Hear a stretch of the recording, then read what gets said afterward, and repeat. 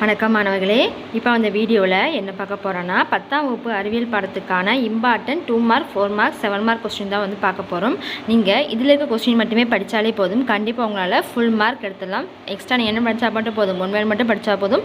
Slow லேர்னர்ஸாக இருந்தாலும் நீங்கள் வந்து கண்டிப்பாக இதை படிச்சிங்கனாலே உங்களால் 60க்கு மேலே ஈஸியாக வந்து எடுத்துடலாம். ஸோ இதுக்கு எல்லா கொஸ்டினும் பார்த்துக்கோங்க. நம்ம என்ன கொடுத்துருக்கோம், தனித்தனியாக ஒவ்வொரு லெசன் வைஸாக நம்ம வந்து கொஸ்டின்ஸ் கொடுத்துருக்கோம். ஸோ வீடியோவை ஸ்கிப் பண்ணாமல் ஃபுல்லாக பாருங்கள். இது வந்து ரொம்ப ரொம்ப முக்கியமான கொஸ்டின். ஸோ நீங்கள் இந்த கொஸ்டின் மட்டுமே படித்தா போதும், வேறு எந்த கொஸ்டின் படிக்க கூட உங்களுக்கு அவசியம் இல்லை. இது நம்ம கொடுத்துருக்க கொஸ்டின், அந்த சுருக்கமாக விடையெளி விரிவான விடையெளி இருக்குது பார்த்தீங்களா, இந்த கொஸ்டின்ஸ் மட்டுமே நீங்கள் பார்த்தாலே போதும், கண்டிப்பாக உங்களால் ஃபுல் மார்க் எடுத்துடலாம். நம்ம வந்து ஒவ்வொரு பாட வரியாக கொடுத்துருக்கோம். இப்போ வெப்ப ஏபிஎல் பார்த்தீங்கன்னா அதில் சுருக்கமான விடையெளின்னு சொல்லி ஒரு 5 கொஸ்டின் கொடுத்துருக்கோம். இந்த 5 கொஸ்டின் மட்டும் படித்தாலே போதும். அடுத்து பார்த்தீங்கன்னா விரிவான விடையில் 2 கொஸ்டின் கொடுத்துருக்கோம். இந்த 2 கொஸ்டின் மட்டுமே நீங்கள் வந்து படித்தாலே போதும்.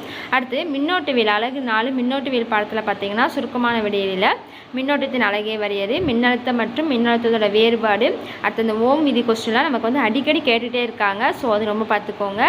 அதுக்கடுத்து விரிவான விடையிலே ஸோ கொஞ்சம் வீடியோ கொஞ்சம் ஸ்பீடாக போகிற மாதிரி இருக்கும். என்ன செஞ்சுக்கோங்க, கொஞ்சம் வீடியோவை ஸ்டாப் பண்ணி அப்படியே பார்த்து நீங்கள் வந்து குறித்து நல்லா படிச்சுக்கோங்க. நீங்கள் உங்கள் ஃப்ரெண்ட்ஸ்க்கும் இந்த வீடியோவை ஷேர் பண்ணிக்கோங்க.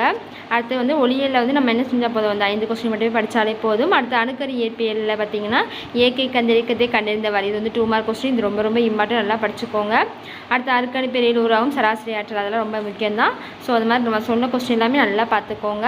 அடுத்து இந்த ராஞ்சன் வரையது இருக்குது பார்த்தீங்களா, அது ரொம்ப ரொம்ப ரொம்ப முக்கியம். கண்டிப்பாக அந்த கொஸ்டின்ஸ் வந்து கேட்பாங்க. ஸோ வந்து அது இந்த கொஸ்டின் நல்லா பார்த்துக்கோங்க. அடுத்து பார்த்தீங்கன்னா அழகு 7 அணுக்களும் மூலக்கூறுகளும் கொடுத்துருக்காங்களா, அதில் இந்த ஒப்பு அணு நிறை வரையறு, அணுக்கட்டியன் வரையறு, இது மாதிரி கொஸ்டின்லாம் ரொம்ப முக்கியம். அடுத்து இந்த வாயுவின் மூலார் பருமன் இருக்குது பார்த்தீங்களா, இந்த கொஸ்டின் நமக்கு என்ன செஞ்சுருக்காங்க, அடிக்கடி கேட்டிருக்காங்க. அடுத்து விரிவான விடையில் பார்த்தீங்கன்னா நவீன அணுக்களின் கோட்பாடு இருக்குது பார்த்தீங்களா, அது ரொம்ப ரொம்ப முக்கியம். ஸோ அது நல்லா பார்த்துக்கோங்க. அடுத்து அழகு 8 பாருங்கள், தனிமங்களோட ஆவர்த்தன வகைப்பாடு பாடம். அதில் வந்து துரு என்பதையான துருவம் சமன்பாடுலாம் நல்லா பார்த்துக்கோங்க. அது நமக்கு ரொம்ப ரொம்ப முக்கியம் தான். அடுத்து விரிவான விடையில் பார்த்தீங்கன்னா நமக்கு ஒரு சம் வந்து கேட்டிருக்காங்க. ஸோ இது மாதிரி ஒரு சம் வந்து கேட்கலாம். ஸோ அதுவும் நல்லா பார்த்துக்கோங்க. அடுத்து அழகு 9 பார்த்தீங்கன்னா இருமடி கரைசல் என்றால், கரைசல் படத்தில் இருமடி கரைசல் இருக்குது பார்த்தீங்களா, அதுவும் ரொம்ப ரொம்ப முக்கியம். அந்த மாதிரி கொஸ்டின்ஸ் நமக்கு வந்து செஞ்சுருக்காங்க, அடிக்கடி கேட்டுக்கிட்டே இருக்காங்க. அடுத்து விரிவான விடையில் பார்த்தீங்கன்னா கரைதிறனை பாதிக்கும் பல்வேறு காரணங்கள் பற்றி குறிப்பறிக, அது ரொம்ப ரொம்ப முக்கியம்தான். ஸோ நம்ம சொன்ன கொஸ்டின் மட்டும் நல்லா பார்த்துக்கோங்க. அடுத்து அழகு 10 பார்த்தீங்கன்னா வேதி வினைகளோட வகைகள் வந்து கேட்டிருக்காங்க. அதில் நமக்கு வந்து சுருக்கமாக ஒரு 3 கொஸ்டின் மட்டும் கொடுத்துருக்காங்க. அந்த 3 கொஸ்டின் மட்டுமே நீங்கள் படித்தாலே போதும். அடுத்து தாவர உள்ளமைப்பியல் மற்றும் தாவர செயலியல், இதில் பார்த்தீங்கன்னா அந்த ஆக்சிடோஸோட படம் இருக்குது பார்த்தீங்களா, அது ரொம்ப ரொம்ப முக்கியம். ஸோ அது நல்லா பார்த்துக்கோங்க. அடுத்து வந்து விரிவான விடையில் பார்த்தீங்கன்னா நமக்கு ஒரு வித்தலை தேர் இரு வித்தலை தேர் வேறுபாடு, அடுத்து காற்றுலா சுவாசம் காற்றுலா சுவாசம், நமக்கு வந்து மொத்தம் 2 வேறுபாடையும் ஒரு கொஸ்டின் ஜாயின் பண்ணி கேட்பாங்க. ஸோ அந்த மாதிரி கொஸ்டின்ஸையும் நம்ம என்ன செஞ்சுக்கோங்க, நல்லா படிச்சுக்கோங்க. அடுத்து அழகு 13 பார்த்தீங்கன்னா உயிரினங்களோட அமைப்பு நிலைகள் வந்து கேட்டிருக்காங்க. அதில் முயலின் சுவாச கையில் குருத்தொழுப்பு வளையங்கள் காணப்படுவீங்க, அது ரொம்ப முக்கியம்தான். ஸோ அது நல்லா பார்த்துக்கோங்க. அடுத்து ஆண் இனப்பெருக்க மனத்தின் படம் கேட்டிருக்காங்க, அது ரொம்ப முக்கியம். ஸோ அந்த கொஸ்டின் நல்லா பார்த்துக்கோங்க.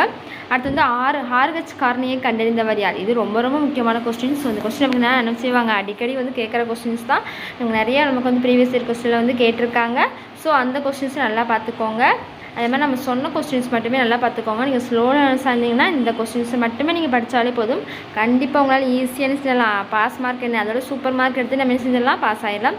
அந்த நீராவி போக்கு, ரத்தத்தின் பணிகள், அதெல்லாம் ரொம்ப ரொம்ப முக்கியம். அது நல்லா படிச்சுக்கோங்க. அடுத்து நரம்பு மண்டலத்தில் பார்த்தீங்கன்னா கட்டுப்படுத்த அனுச்சி செயலுக்கு ஒரு எடுத்துக்காட்டு இருக்காங்க பார்த்தீங்களா, அது ரொம்ப முக்கியம். அடுத்து ஒவ்வொரு படம் நியூரான் படம் இருக்குது பார்த்தீங்களா, அது ரொம்ப முக்கியமான கொஸ்டின் தான். ஸோ அந்த படத்தை நல்லா வரைஞ்சி பார்த்துக்கோங்க. அடுத்து மூளையோட அமைப்பு பணிகள் வந்து கேட்டிருக்காங்க. அடுத்து அழகு 16 பார்த்தீங்கன்னா செயற்கை ஆக்சிஜன்கள் என்பவையாவே எடுத்துக்காட்டு தருக. அடுத்து அப்சிசிக் அமிலம் இருக்குது பார்த்தீங்களா, அது ரொம்ப முக்கியம். அடுத்து நாளமில்லா சுரப்பி நாளமில்லா சுரப்பி கொஸ்டின் இருக்குல்ல, அது ரொம்ப முக்கியம் தான். அடுத்து விரிவான விடையில் 5 மார்க் கொஸ்டின் சொல்கிறேன், நல்லா பார்த்துக்கோ. 7 மார்க் கொஸ்டின் 4 மார்க் கொஸ்டினில் கூட கேட்பாங்க. ஜிப்ரலிங்கின் வாழ்வியல் விளைவுகளை எழுதுக, அது ரொம்ப ரொம்ப முக்கியம். அது ரொம்ப முக்கியமான கொஸ்டின் நமக்கு நிறைய டைம்ஸ் கேட்டிருக்காங்க. ஸோ அது நல்லா பார்த்துக்கோங்க. அடுத்த அழகு 17 தாவரங்கள் மற்றும் விலங்குகள் இனப்பெருக்கம் வந்து பாடம். அதில் நமக்கு வந்து ஒரு 2 மார்க் கொஸ்டினில் 4 மார்க் கிட்ட கொடுத்துருக்காங்க. அடுத்து வந்து 4 மார்க் கொஸ்டினில் நமக்கு ஒரு 4 கொஸ்டின்ஸ் கிட்ட கொடுத்துருக்காங்க. ஸோ அது நல்லா பார்த்துக்கோங்க. அடுத்து விரிவான விடையே நமக்கு 2 கொஸ்டின், அது நல்லா பார்த்துக்கோங்க. அடுத்து அழகு 18 மரபியல்லே நமக்கு வந்து அந்த தோட்ட பட்டாணி செடி மெண்டல் இருக்கும் பார்த்தீங்களா, மெண்டல்தன் ஆய்வுக்கு அந்த கொஸ்டின்ஸ் ரொம்ப முக்கியம். அடுத்து வந்து ஒகசாகி துண்டுகள் என்றால் என்ன, அந்த கொஸ்டின்ஸ் நமக்கு வந்து நிறைய டைம்ஸ் கேட்டிருக்காங்க. அடுத்து விரிவான விடையில் பார்த்தீங்கன்னா நமக்கு வந்து இந்த இருபண்பு கலப்பை விளக்குகள் சொல்லி கேட்டிருக்காங்க. அது டிஎன்ஏ அமைப்பு எவ்வாறு உருவாகிறது, அது ரொம்ப முக்கியம் தான். ஸோ அது பார்த்துக்கோங்க. அடுத்து புதிய உயிர் படிவங்களின் காலத்தை எவ்வாறு அறிந்து கொள்ள முடியும், அது ரொம்ப முக்கியமான கொஸ்டின் தான். அடுத்து மரபு பொறியியல் வரையது, அதுவும் நமக்கு அடிக்கடி வந்து கேட்டிருக்காங்க. ஸோ நம்ம சொல்கிற கொஸ்டின் கூட நீங்கள் படித்தாலே போதும், ஈஸியாக வந்து உங்களால் இந்த கொஸ்டின்ஸ் மட்டும் தான் உங்களுக்கு எக்ஸாமில் வந்து கேட்பாங்க, நீங்களும் ஈஸியாக செஞ்சிடலாம், பாஸ் ஆகிடலாம். அடுத்து பார்த்திங்கன்னா உடல்நலம் மற்றும் நோய்கள் பாடத்தில் பார்த்திங்கன்னா மனோவியல் மருந்துகள் என்றால் என்ன, அடுத்து உடற்பருமனுக்கு காரணமான காரணி, அடுத்து மெட்டாசிஸ் அது ரொம்ப முக்கியம், இன்சுலின் குறைபாடு எவ்வாறு ஏற்படுது, ஹெச்ஐவி பரவக்கூடிய வழிகள் அதெல்லாம் ரொம்ப முக்கியம்தான். அடுத்து சுற்றுச்சூழல் மேலாண்மையில் பார்த்திங்கன்னா மண்ணரிப்புக்கான காரணம், மின்கழிவுகள் எவ்வாறு உருவாகின்றன, இதெல்லாம் 2 மார்க்கில் கேட்கலாம். அடுத்து குறுகிய இடையில் பார்த்திங்கன்னா மழைநீர் சேமிப்போட முக்கியத்துவம் 4 மார்க் கொஸ்டின்ஸ் இதெல்லாம்.